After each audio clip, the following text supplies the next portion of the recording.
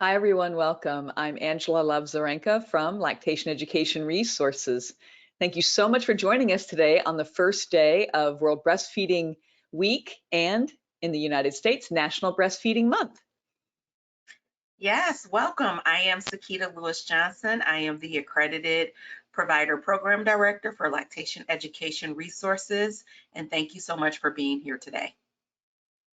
Just to give you a little bit of background, I have been a board certified lactation consultant for over 25 years. Before that, started my work in a peer support environment. And so I have been, supporting families both in the community as well as in a hospital setting and assisting with other ways of lactation support for many, many years.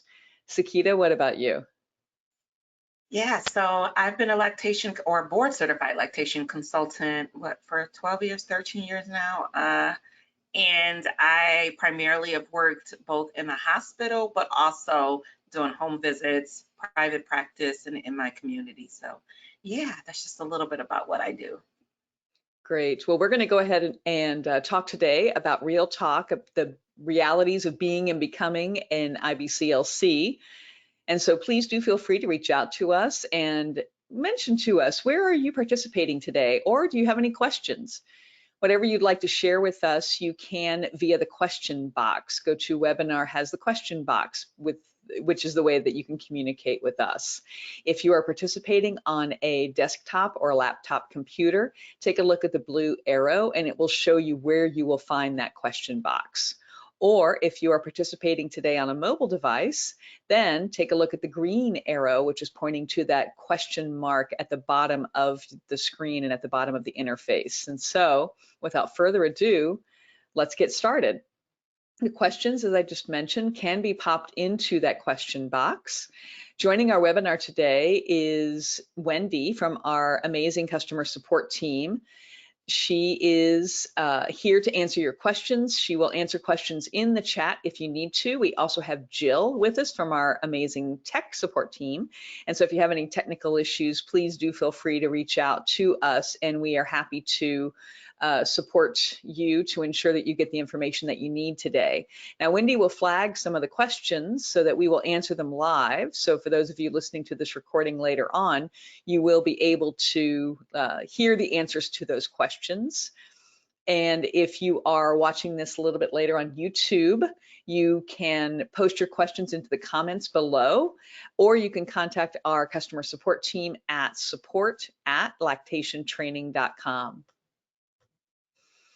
So taking a closer look at what a lactation consultant is and how you can follow your passion and become one. If you decide to become an IBCLC, you will join more than 34,000 IBCLCs in over 129 countries and territories. There's a lot of us. Credentialing as a lactation consultant is offered by the International Board of Lactation Consultant Examiners. Take a look at their website, IBLCE.org. They have different regional offices depending on where in the world you reside or work. Review the requirements and the pathways to become eligible to take the IBLCE certification exam. Well, what do you need to know? The detailed content outline, also known as the exam blueprint, is based on a survey of IBCLCs in various practice settings from around the world. The outline covers all of the topic areas and the chronological stages an IBCLC needs to know in their work. LER courses cover the entire detailed content outline, and our courses are approved by LARC. That's the organization that evaluates and approves lactation consultants training courses. So Sekeita is going to review a few questions to ask yourself today. Sekeita, what are those questions? Yeah, so once again, thank you all for joining us this afternoon. So we're going to bring you the realities of being and becoming a lactation consultant. And I really, really want to just stress that, writing these questions down may give you really a foresight on how to proceed in your next steps. Of course, we're going to tell you all about the things that we think your next steps could be, but really as it applies to yourself, your life, everything you have going on, just think about these things. So, first you want to ask yourself, do I have these skills necessary to become an IBCLC? And so, like I said, we're going to talk about some of the skills.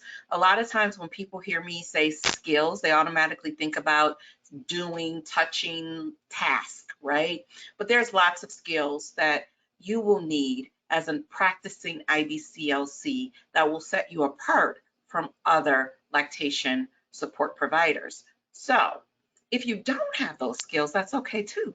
But think about, where will you get the skills and how can you get these skills? So let's just jump in, and I'll help you make sense of all of this, hopefully, but just be cognizant of these questions.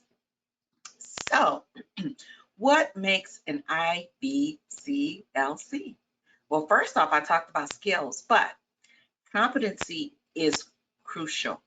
It really is necessary to make sure that you are always providing the adequate and appropriate support that's necessary. So competency means that you have the ability, the knowledge, and the skills to do it successfully. And so when we talk about lactation support and lactation consultants, we often talk about from novice to expert. So novice meaning, yes, you're beginning, you have the foundational knowledge and some skills, but you're not quite the expert yet, meaning you haven't been there and done that. So in a nutshell, at the end of your training, you want to be confident that you are competent. That way you do no harm. And so you can go forth and practice in a safe way.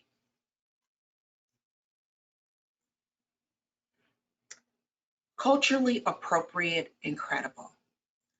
Let's really unpack what culturally appropriate means. If you've worked in healthcare or been around anyone in healthcare, or even in business sectors, you might have heard the word culturally competent. The word that I just talked about, which is competency or being competent of, right? Can you ever be competent in someone else's culture? So when we're using language, we have to be really clear about the term that really is the best fit. So culturally appropriate is more fitting for where we want to be. And being culturally appropriate really starts with cultural humility.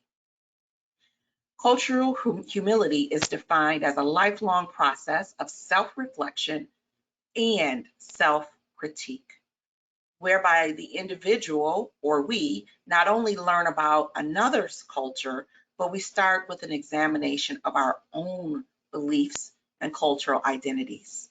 And that definition can be found from the National Institute of Health.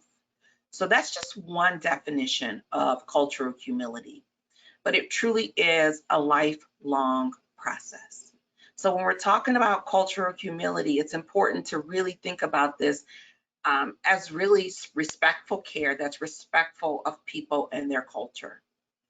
So one of the things that I have often heard in practice is a saying, and people may say things like, it's not in their culture to do X, Y, and Z. That's something we want to avoid saying, because really there are cultures, but then there are subcultures within cultures.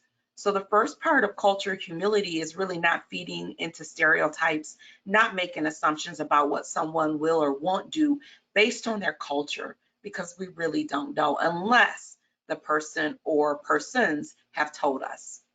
And credibility. Credibility goes a long way, which really, thinking about it in a question form, is, are you a credible resource? And one of the things I like to ask people is when a person asks you a question and you don't know the answer to that question, do you try to be like, oh, I did this and I had this and this is what happened for me? Or do you really rely on not saying, I don't really have the answer for that, but let me go back and let me get it for you?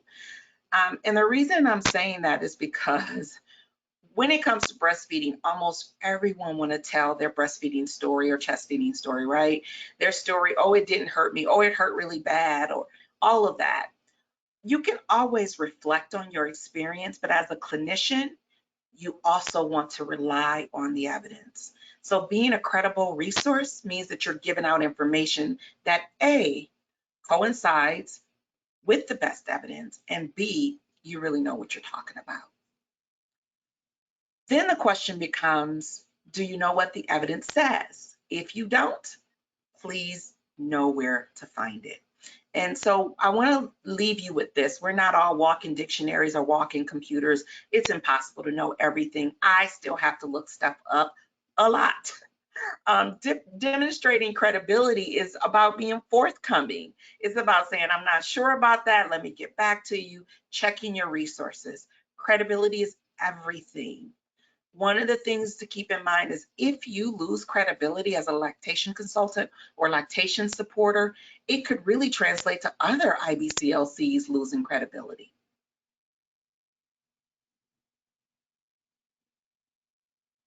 So a couple of other things we do, we advise on policy, we help create policies, and we are advocates. So if policy work is your strong suit, remember at the beginning I said, do you have the skills? So if that's your strong suit, if you work in policy, I'm like, yes, okay, great, we need you. Because as I said before, we know that language is important. And the language and policies matter because poorly written policies can end up with unintended negative consequences. So if you are that policy person and that's your thing, then you already have that skill set. IBCLCs, we are stakeholders though, as it relates to those policies. So we should be at the table whenever lactation specific or related policies are being discussed. So maybe policy isn't your strong suit, but as an IBCLC, trust me, you want to know how policies are created and how they impact us, because that then informs your advocacy, which is a big part of who we are and what we do. An advocate is simply just a person who publicly supports or recommends a particular cause or policy. So even if you're not a policy advisor, so to speak, you can be that person at the table listening to how policies are created and sharing your perspective. Being a problem solver is about 90% of what we do because each family has their own sets of concerns.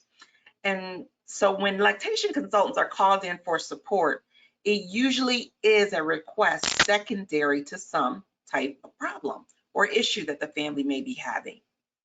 So be mindful about framing lactation concerns from a one-size-fits-all framework. Know that one size never fits all, and we really should be problem solving from the individualization lens of that particular family and the concerns that they're sharing with you. So along with being that problem solver, remember I said sometimes we got to go back and say, I don't know this, and look it up. Well, that's being a researcher. So when I say researcher, people are like, well, I'm not a researcher. Well, there are two ways to be a researcher. You can be a person who carries out academic or scientific research, or you can be that person whose job involves verifying or discovering information, and that's all of us. So remember, I said we're not walking around with everything in our head, but it's important that we have valid and reliable tools that inform our practice. Being an IBCLC actually goes really with the IBCLC, I'm sorry, high level lactation care. That's what sets us apart. I'm having a little brain moment here. So that's what sets us apart, is being able to deliver skilled lactation care. When we talk about high level lactation care, we're talking about care that's just not your usual lactation care that you don't see clinically every day. So let me give you an example. I would say basic breastfeeding care, which is assisting with attachment, positioning, usually the parent and the baby, there's nothing wrong. There's really no issues other than they just need just a little bit of reassurance or assistance. Skipping to high-level lactation care, think about someone in an ICU unit, which is intensive care unit, who was lactating prior to coming to the intensive care unit, who is intubated with a breathing tube. Think about that person. Are you able to deliver the care, the type of care? Are you able to think holistically about the person, including their medications, including their family? Are you able to think about, physiologically, what's going on with this person? This person is intubated. Do they have a brain injury? Do you know how, if the brain is injured, how it may impact lactation? Are you able to make those connections? So when you're doing your training and you're like, oh, why do we need to know about the brain? Well, you need to know about the brain because that is the level of care that sets IBCLC apart. Being able to handle complex clinical cases, and when I say handle, I mean manage complex clinical cases and sound clinical decision making and recommendations that are appropriate for higher acuity levels of care. So, talking about acuity, which is the level of care necessary for optimal outcomes. Do you have the skills necessary? And I'm going to tell you right off, I just gave you probably one of the worst of the worst, like somebody being intubated and all of that. That's not the expectation going right in. But remember, I said it's novice to expert. So the expectation is that you go into your clinical experiences thinking that you're not going to go, into your clinical experience thinking that you've seen it all. However, that once you build your skills, you think about people from an individual lens in conjunction with your knowledge, then your skills will then develop into the expert mode.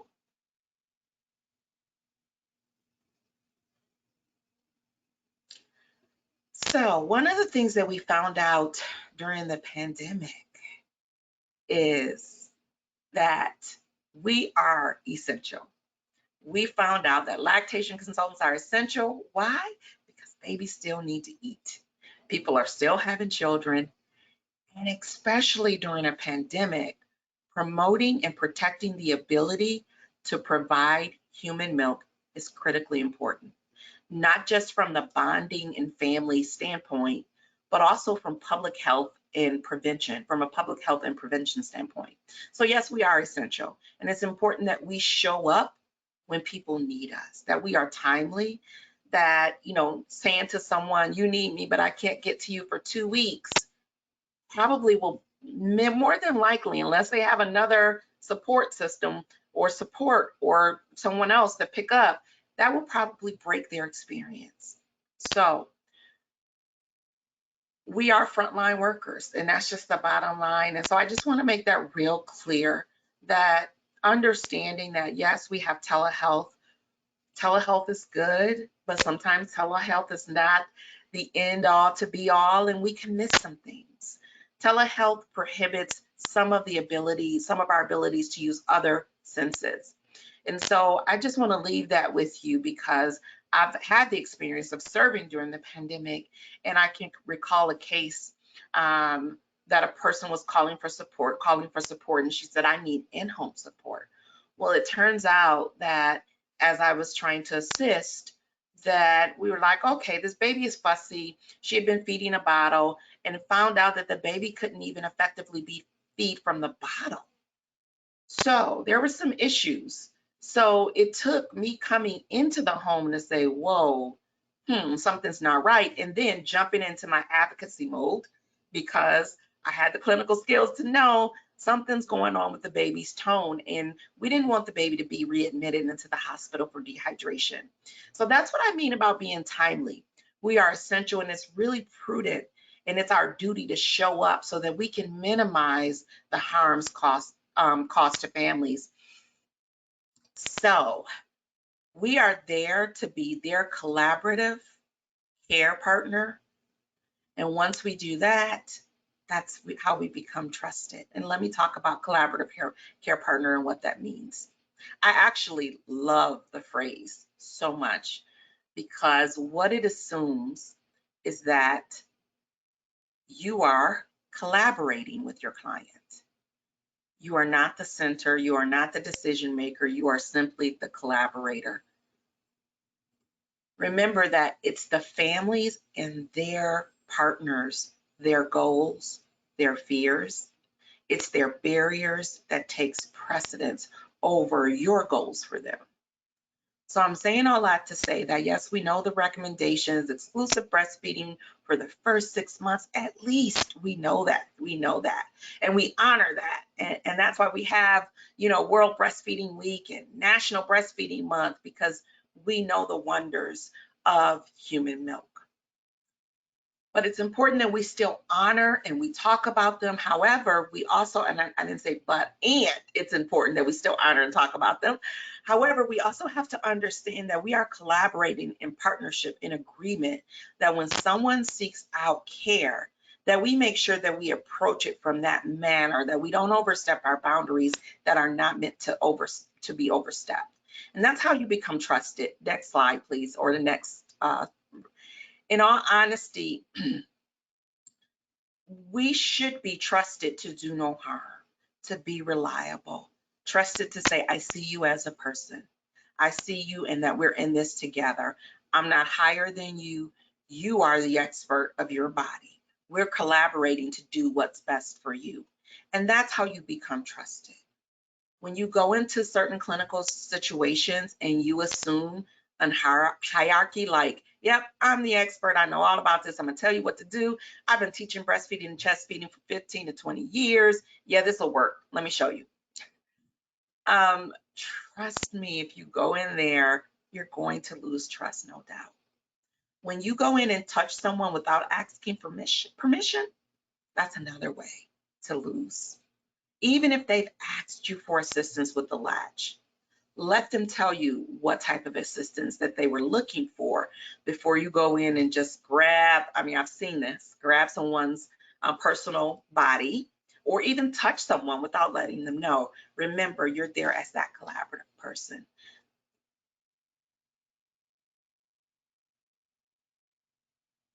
The Institute of Medicine defines patient-centered care as providing care that is respectful of and responsive to individual patient preferences, needs, and values, and ensuring that the patient values guide all clinical decisions.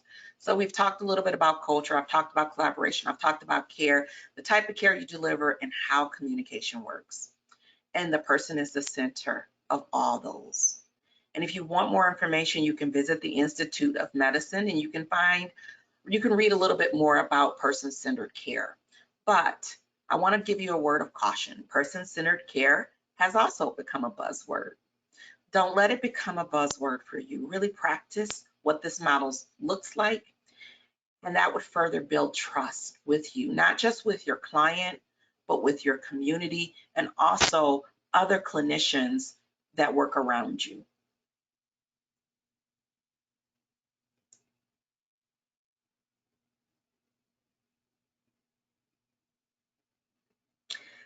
So this is my final charge to you. I have a few more questions, but Angela's going to begin to speak about the pathways. And while she's speaking, I want you to also think about these questions, and you can even write these down. What are some things that you should consider before you start your journey? Or even if you're in the midst of really getting started, think about which pathway you're going to need, which pathway is appropriate for you. Think about your local market. Is it saturated with IBCLCs and lactation supporters? Where would you practice at? What does the market look like? Do you have mentorship available? What are the requirements? Are you planning to go into private practice? What does that look like? And last but not least, how does all of the pathways, including getting the clinical hours and the studying that needs to be done, how does that fit in with your life right now, with your family, with your work, and all of those things, because that is what's real. And so we're trying to make this as real as possible for you so that you go in with anticipatory guidance like, these are the things I need to do so that I can streamline this and make this as easy as possible. Good luck on your journey, and Angela, take it away. Beautiful. Thank you so much, Sekeita. That was so informative. Really appreciate your overview always. So now we're going to have a bit of a chat about the actual roadmap to becoming an IBCLC. And so it can feel a little bit complicated, but we're going to break it down for you so that it makes it a little easier to understand and also to start to implement. So first you need to choose a pathway. We're going to come back to that in just a minute. But each pathway has 3 components. The first one is education. The second one is clinical hours. And the third one is exam prep, or getting ready for the exam. So the first one, health sciences education. It's typical education for health providers.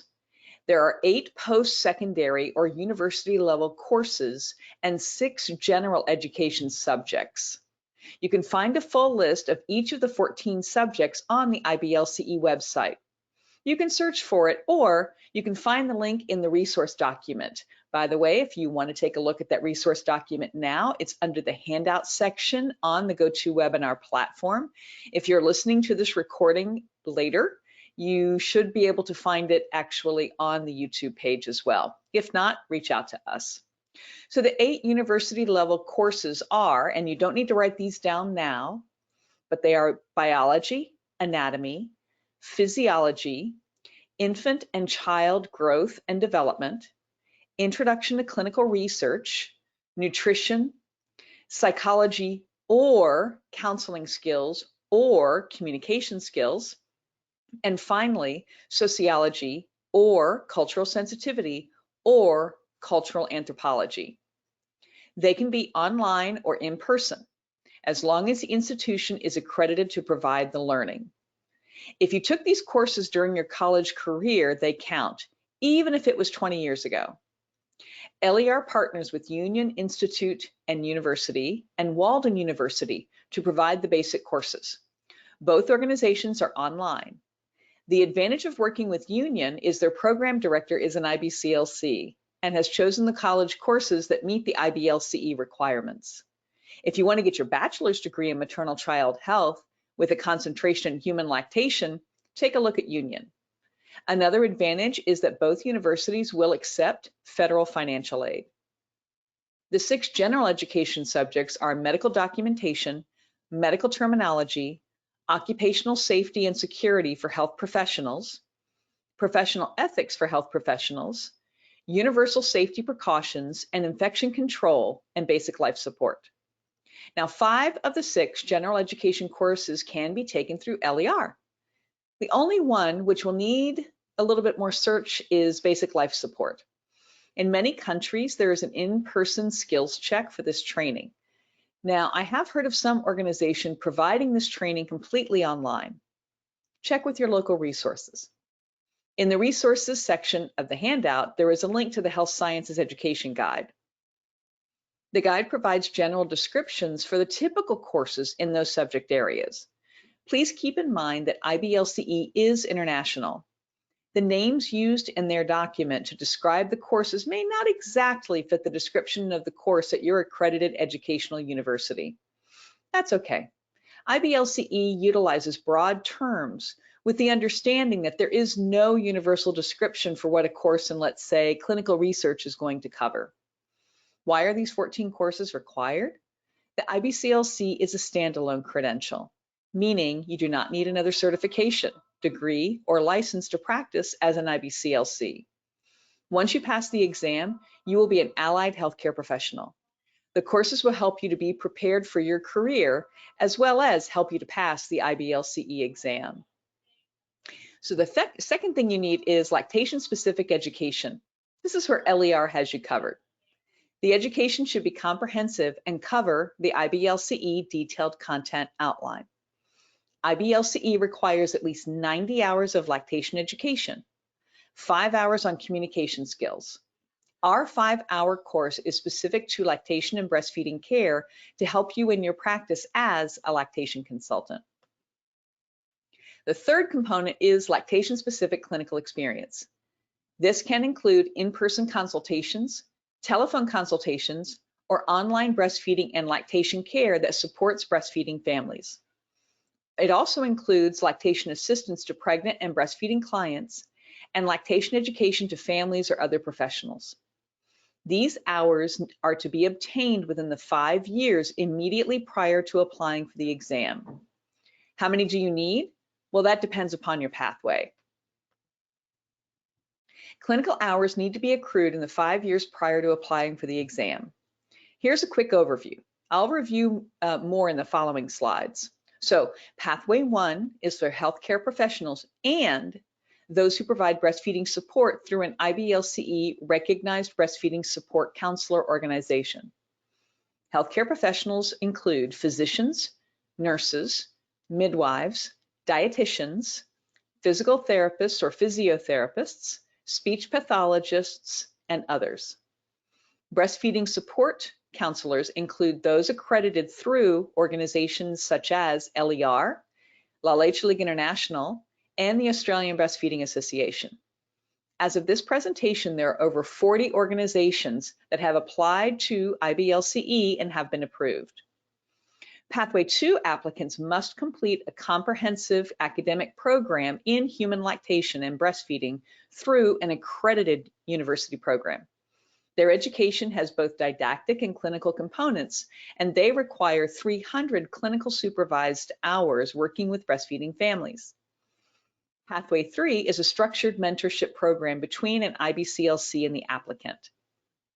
An IBCLC or IBCLCs must be in good standing with IBLCE. Those who choose this pathway must have their program pre-approved by IBLCE prior to beginning their clinical hours. I understand this is happening relatively quickly now, like within a few weeks. A quick note, for those of you who have breastfed or chest-fed or provided human milk for your babies, the hours you spent nursing, pumping, and helping your friends doesn't count towards your clinical hours. Now, while 500 or 1,000 hours seems like a lot, there's a good reason why. Each candidate needs to have the clinical experience so they can provide competent care as an IBCLC. If it's any consolation, the number of hours required used to be a lot more. I've known IBCLCs who need 2,500 or 8,000 clinical hours to sit the exam. So candidates who are applying for the IBLCE through Pathway 1 need at least 1,000 hours. For the candidate who is also a healthcare provider, the hours can be done in a hospital, birth center, clinic, lactation care clinic or practice, or independent practice as a licensed or registered healthcare professional in a non-healthcare setting. For breastfeeding support counselors from an IBLCE recognized organization, their hours can be earned in person or online. The location and type of support depends on the criteria provided by the recognized organization. The hours need to be counted on an hour-by-hour basis. So 2 important points about clinical hours. It's important for you to document the hours as you accrue them. Be very detailed in case IBLCE chooses to audit your application to take the exam. They may want to see documentation, such as a spreadsheet or other document where you counted your hours. And another note, the second note is the 1,000 hours do not need to be directly supervised. Now, Pathway 3 requires 500 hours of clinical experience. It's best done in a busy practice setting where you can work with many breastfeeding, chest feeding people and those who are providing human milk for their babies each day, such as in a hospital or clinic setting. The hours counting towards your 500 only count when you're actually working with families. Observation hours do not count. Now remember that clinical experience is graduated. That is, it starts with observation, then doing a few tasks under supervision, then completing tasks independently with the IBCLC nearby to ask questions and discuss situations. LER has an internship program with many sites around the United States. You can reach out to support@lactationtraining.com, and we can connect you with our clinical internship director, Amy Black, to determine if we have a site in your area. If not, we can give you suggestions on how you can work with your local hospital to facilitate an internship site. One thing that Amy wanted me to mention in this webinar is that you can't start counting your hours towards the internship requirement until both you and the IBCLC are comfortable with you working independently. Most interns spend approximately 75 hours in orientation before you can begin to accrue the 500 hours. Or take a look in your community to see if you can find a willing internship site or mentors. Now, you may need to reach out to many people to find someone with the time, experience, and capacity to agree to be your mentor. It's important to find a good fit. Talk to others who've been through Pathway 3 to find successful strategies in finding a good mentor. Now, while this pathway has an additional step or two, is it really worth it? It is. Why? Well, IBCLC reports that students who come through Pathway 3 score best on the exam. I think it's that mentorship piece that is the key component. Learning from an experienced clinician is well worth the extra effort involved at the beginning of this pathway. Now, a lot of people are asking whether or not they can accrue clinical hours via telehealth during the pandemic. The quick answer is yes. The longer answer is paraphrased from the IBCLC documents, which are dated 17 April and 6 October of 2020. IBCLC will allow the use of technology if certain parameters are met. You'll need to pay attention to privacy rules and the Code of Professional Conduct and the clinical competencies for IBCLCs. Another important point is there should be, quote, observation using technology with two-way synchronous audio and visual components. The focus is on the mentor providing mentorship and guidance to the applicant. Now, this guidance has been extended until 30 September of 2022. It's important to read all of the IBCLC documents listed in the interim guidance.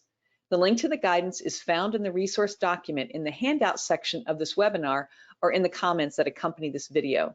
And actually, as I say those words, that it has been extended until 30 September of 22, I'm 85% sure, and I'm gonna double check this at the end, that I believe it's been extended until 2023, but I'll make sure about that. Now, at LER, there are two ways to gather your lactation-specific education. One is the Lactation Consultant Training Program, or LCTP, which is a full 90 hours from front to back. The other one is Core or Bridge. They are designed to meet your education needs depending on your background and your previous lactation training. First, we have a comprehensive course called the Lactation Consultant Training Program.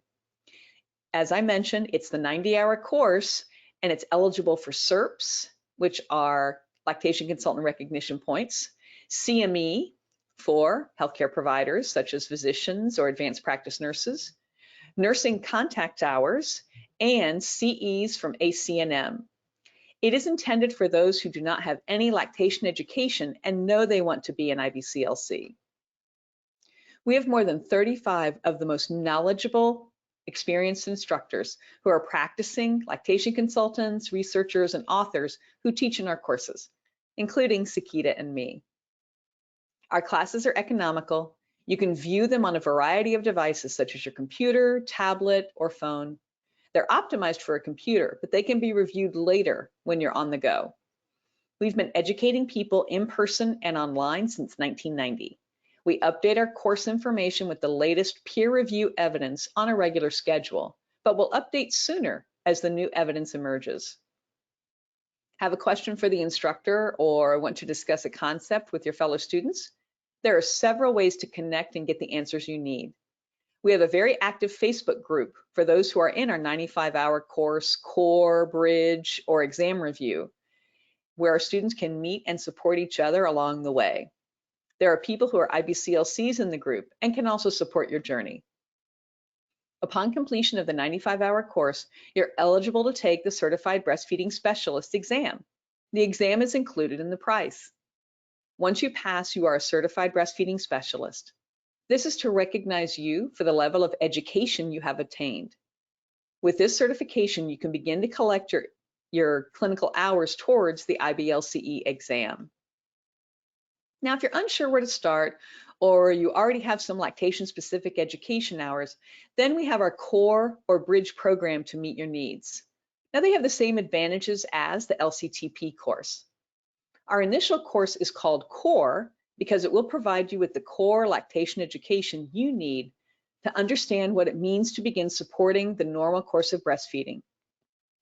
It's 52+ hours of online education. It covers the basics such as anatomy and physiology, infant growth and development, supporting the preterm baby, medications and breastfeeding, and many more. At the end of the course is a certified breastfeeding specialist exam. Now, the bridge course is ideal for people who have the basic lactation education components and need an additional 45 hours to qualify for the IBCLC exam. Topics in our bridge course include legal and ethical concerns for the lactation consultant, infant feeding and disasters, breastfeeding the infant with medical challenges, case studies, and clinical skills videos. So if you're not sure where to start and you're new to the profession, I would suggest the core course. Get your feet wet and see if becoming an IBCLC fuels your passion. Our 90-hour course, as well as core and bridge, are available in Spanish. Capacitación en Lactancia is our new website, which provides the same high-quality education found on LER in Spanish. At LER, we believe that access to high-quality lactation education should not be limited to those who live in countries with high incomes. We recognize that in many parts of the world, the relative purchasing power of a local currency may make the cost of lactation education inaccessible.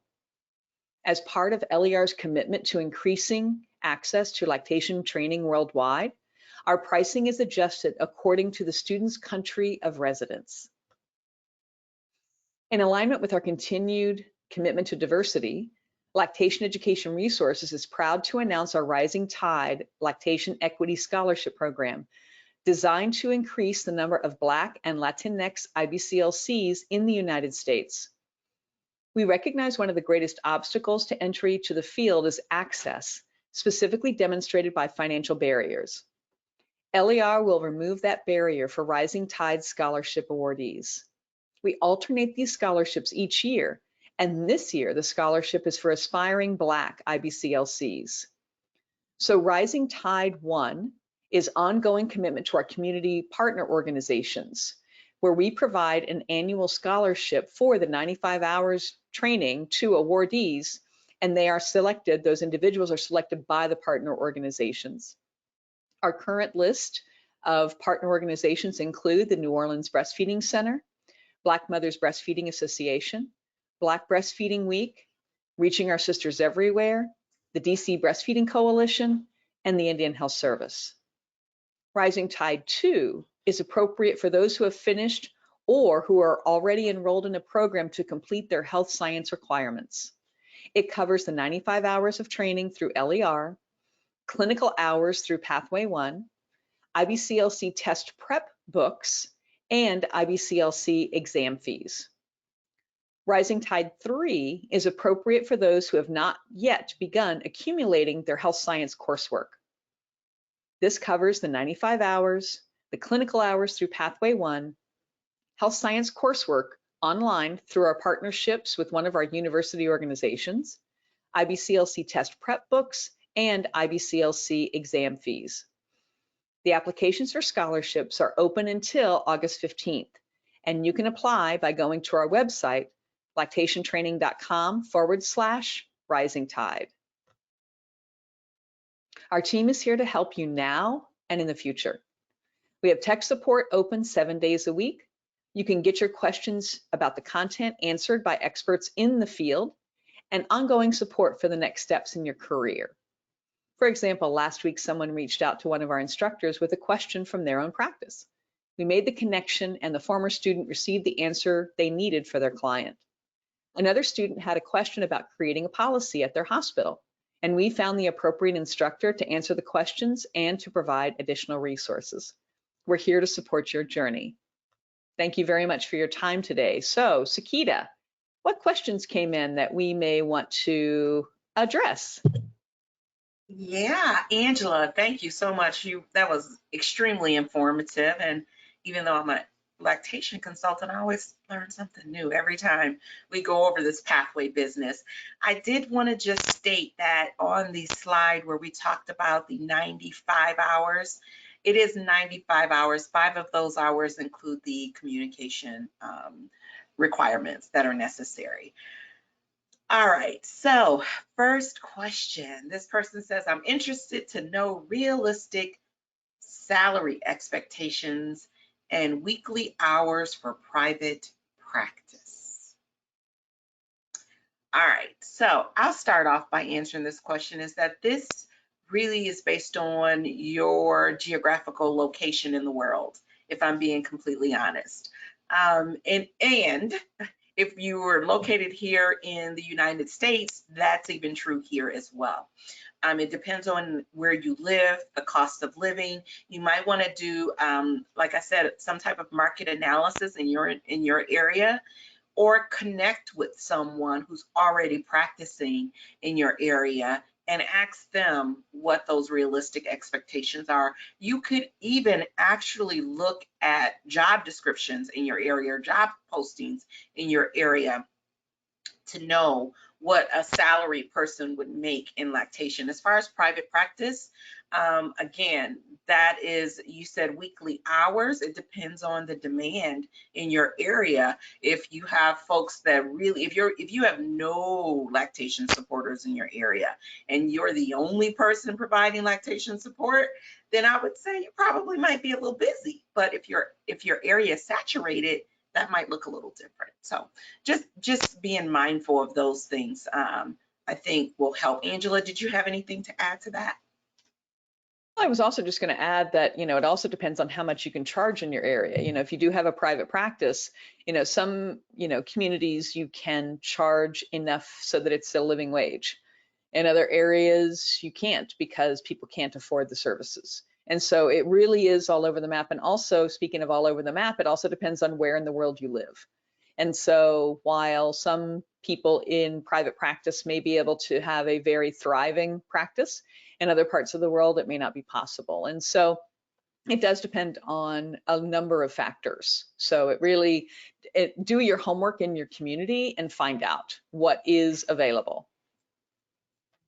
All right, next question, Angela. I'm a CNA and I am currently in the nursing program. What path should I take? Well, if you're a CNA, that sounds like a nurse, right? And so IBCLC doesn't specify if you're an LPN, BSN, DNP, they don't specify what sort of nursing degree you have because again, this is international. And so it depends on whether or not you've got that coursework, right? So sort of like being honest with yourself and saying, well, do I have enough background in research, let's say? Or maybe that's another course that I do want to take. And so as a nurse, because that's all it says on the IBCLC website is nurse. Therefore, if you consider yourself to be a nurse, then you can go through pathway 1.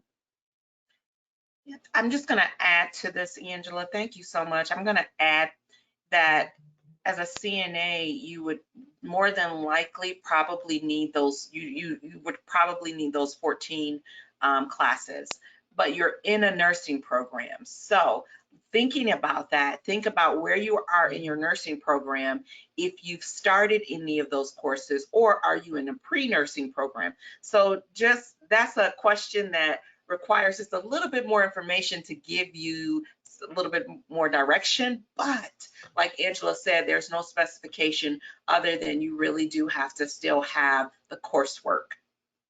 Right. Let's see here. So it's interesting, as far as whether or not you take, so there's someone here who's saying that they work in a health department and they are also a nurse in the United States, and they're curious if they can do pathway 3 or pathway 1. So once again, it sort of depends on your setting and whether or not you can accrue your hours. If you're working at the health department and you're dealing with folks in a way that's unrelated to maternal child health, then the chances of you seeing many babies and being able to do that work in the health department while you're on, working your job may or may not be able to happen. But if you are working and have access to, pregnant people as well as their babies, then yes, maybe you can count your hours that way. So some people have a choice if they can do pathway 1 or pathway 3. And that's why I mentioned how pathway 3 is, yes, it's less hours, but you also have to find that mentor piece. And you have to have your program approved by IBCLC before you start to accrue your hours. And so that's something which is really important. Yeah, there's another question, Angela. It says, I'm an RN with a BSN degree, have been working in emergency trauma for the last 5 years. 2 questions. Is my BSN sufficient for the health science general education requirements? I'm going to say yes to that. Secondly, do I have to do pathway 1 because of my RN status? Or if I can find a mentor, can I do pathway 3? I love this question. You can do whichever pathway you want. I love telling folks, if you can find a mentor, pathway 3 is really, as a nurse, is pathway 3 means that you will get that one-on-one clinical portion to really practice like an IBCLC. And so I'll leave that there, but you could do either or. Right. Angela, want to add to that? Thank you. No, I think that's good. I was going to move on to another question, which is, somebody who's talking about, so it may seem a little confusing, the clinical hours versus the education that you need. And so know that, for example, this really, this informative webinar today does not count towards clinical hours.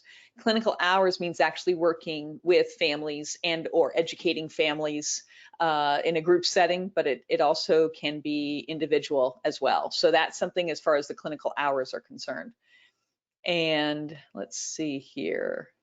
Someone's asking if you're in a breastfeeding support organization, which course is recommended. If you know you want to be a lactation consultant, I would say take the 95-hour course. Then that would be helpful. There's a lot of questions in here about our scholarship program, which is currently open. And so indeed, for this year, we are focusing on Black folks in the United States to become board certified. And so that's something we've actually been very intentional about, the scholarships that we're offering in order to remove some of those barriers. And so indeed, we have, for example, our pricing, our international pricing, as I mentioned during the webinar, so that for those individuals where their local currency does not allow for them to access the content. Indeed, we do have that sort of pricing, and you can reach out to us via our website. And so happy to answer any of those questions around that. But indeed, we are very intentional with the scholarships that we do provide. And we do understand that cost can be a barrier. And so we're doing everything that we can in order to try to make it as affordable and reasonable as possible. Angela, there's a question that says, what is the first step? The first step is really deciding which pathway or category you would fall into, and then putting in a plan to, okay, whether or not you have the 14 classes or not, do you need them? Okay, then you kind of make your plan based on that. So your first steps is really based on your needs. Also, if you're in an area, one of the other steps I would recommend is to reach out to other lactation support providers, because they can actually help you to make sense of your current climate, where you work, where you live, and that can also inform your steps. So it really just depends on what you're hoping to do after you become an IBCLC, and that would kind of inform which steps you want to think about or take, if that makes sense. Right. That sounds good. Let's see, someone is asking if they should take the core course or dive right in and take the LC course, the full 95 hours. It really depends on how committed you are to it. Someone else has mentioned that they've looked into the schools and it seems expensive. It seems like, so the person is quoting a price which is pretty high. I would assume that that would be to get your college degree. Yeah. And to have that, if that would be a Pathway 2 program.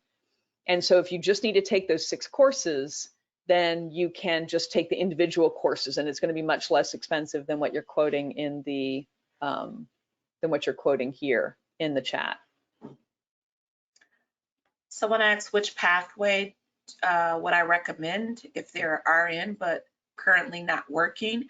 I'm not sure around the circumstances of the not working part, but as the answer was before, for an RN, this is a bias, I'm saying pathway 3, but you could also do pathway 1, but again, you would have to have the resources necessary for either having a mentor for pathway 3 or being with a support organization or having some way of achieving that 1,000 hours.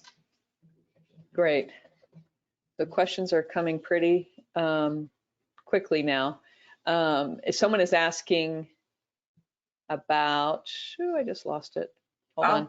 Someone is asking about, give me 1 second, Sekeita. I don't want to lose it.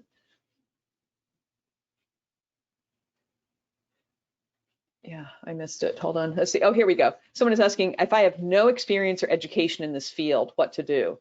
And I would say do a little bit of homework in your area. Find out, are there lactation consultants there? What services are they offering? What would you like to do in order to augment, and or where is your niche? What specific skills can you offer to people in your community? Someone else is saying, I'm going to jump in, keep going here. I'm currently a massage therapist and reflexologist. Which pathway is best for you? You know, again, that depends on if you can work with a breastfeeding support organization. I don't believe massage therapists nor reflexologists are listed as a healthcare professional according to IBCLC. Again, that's not us, that's IBCLC. And so I would say probably as through a breastfeeding support organization, so pathway 1, or through a mentorship, which is pathway 3. There's a question. I've been a La Leche League leader for 6 years. Does that count? Absolutely, it does. And understand that before January 1st of 2022, IBCLC allowed you to count your hours on a yearly basis, and they gave you an average number of hours. I believe it's 250 hours towards your clinical hours. And so those hours accrued pre-2022, those could be accrued in that way, but after January 1st of 2022, you need to count them on an hour-by-hour basis. And also remember, as you're doing those calculations, that it needs to be 1,000 clinical hours in the 5 years preceding the IBCLC exam. And so the application to the IBCLC exam. So that's something else to note, is that you have to be done with all of your coursework as well as all of your clinical hours in the 5 year, or I'm sorry, the clinical hours and the coursework in the 5 years prior to the exam. And so like those hours that you had that first year that you were a La Leche League leader would not count because it's longer than 5 years. Someone else is asking if a WIC office, which is a Women, Infant, and Children's office, which is through a federal program in the United States, if a WIC office can serve as a mentor. And no, a WIC office cannot serve as a mentor, only an IBCLC can serve as a mentor. So not even a physician or a physician's assistant or an advanced practice nurse can count as a mentor for Pathway 3 according to IBCLC. Okay, someone has applied for the scholarship already. Excellent. Do you need to see someone who's going to do Pathway 1? They have some of the college classes. They're a La Leche League leader. Do I sign up for the 95 hours or do the college classes I need still, or do the college classes first? Do I submit the transcripts to LER? So no, you don't submit anything to LER, but you can do the 95 hours while you're doing the college courses. Again, all of this work is towards IBCLC application. And so do take a look at the application, find out all the different parameters involved, and go from there. There's a question, are lactation consultant services reimbursable through medical assistance and or private insurance? I think that means like Medicaid or something.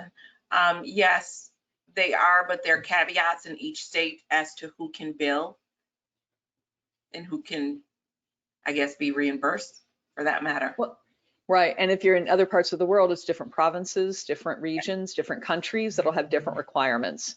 And Yeah. so whether or not you can bill a third party is something which that's part of the homework that you want to do. So someone is saying they have a liberal arts degree in communications and not many sciences, and they have 5 kids. So to this person, I would say, you know, start taking those college courses, onesie twosies, as best you can. Try to fit it into your life, because once you take those, they count. And then if you want to get started on the lactation specific education, you can, but then figure out which pathway you want to do. If you want to do sort of the breastfeeding support organization pathway, or if you want to do a mentorship. So again, do the homework in your community and find out who would be available to mentor you. There's a question, does the IBCLC application have a fee? And the answer is yes. You can find out more about that fee by going actually to the IBLCE website. Exactly, that's good. And actually, looks like Wendy put in the chat that it's about $660 for the application fee, and that's if you do it on time. I think there may be a late fee attached to if you do it a little bit later, or they may have eliminated that. I apologize if I'm wrong, but you can go to the IBCLC website and find out more. There's one more question here, and it says, I'm sure it varies on location, but are clinical hours typically paid? Angela, you want to take me? Go ahead. Go ahead. So typically the hours are not paid if you're doing lactation support. And actually there are some mentors who are charging for their time, which means you would have to pay in order to get those clinical hours through pathway 3. And it's simply that if they are spending the time to train you, then their time is also valuable as well. So it is not typical in order to be paid for your clinical hours. There are more and more organizations that are realizing the inequity of this and are trying to find creative ways to fund interns, but at this time it's not typical. It's not typical. So, okay, great. I think we got to all the questions. Don't forget to download the handout, which is here. And if you have any questions, please feel free to reach out to us on at support@lactationtraining.com. And there are 1 or 2 other questions here. Someone is asking about vaccines. That's going to depend on the clinical setting that you have. If you register for the exam, is that the application? Yes, it's the application for IBLCE, but you have to have your clinical hours and your lactation specific education hours done. How long is the IBCLC course? Well, it's 95 hours. Therefore, it's going to take you at least 95 hours to get through the didactic part of the training. And others, guidelines surrounding volunteer work as an IBCLC. Again, I think that depends on your practice setting, whether or not. Go ahead, Sekeita. Yeah, there's another question about pathway 1. Could you obtain hours at the hospital and mother-baby unit or an OB office? The answer to that is yes, but you cannot use all of your work hours as, so if you work, for instance, 12-hour shift or even an 8-hour shift, you wouldn't be able to say, yeah, for 8 hours, you helped assist with lactation or breastfeeding or chest feeding.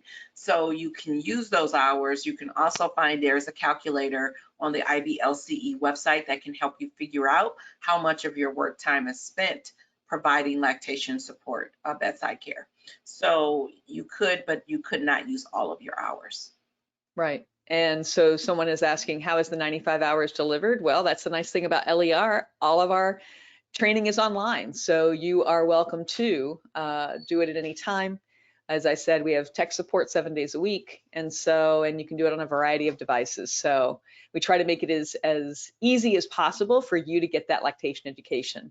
So thank you very much for joining us today. I didn't mention that I'm wearing my Indigenous Milk Medicine shirt today, which is the 8th to the 14th of August in the United States. So happy breastfeeding month and happy breastfeeding week to everyone. Yes, I echo that. Have a good afternoon, evening, or morning, wherever you are. Bye. Bye, everybody.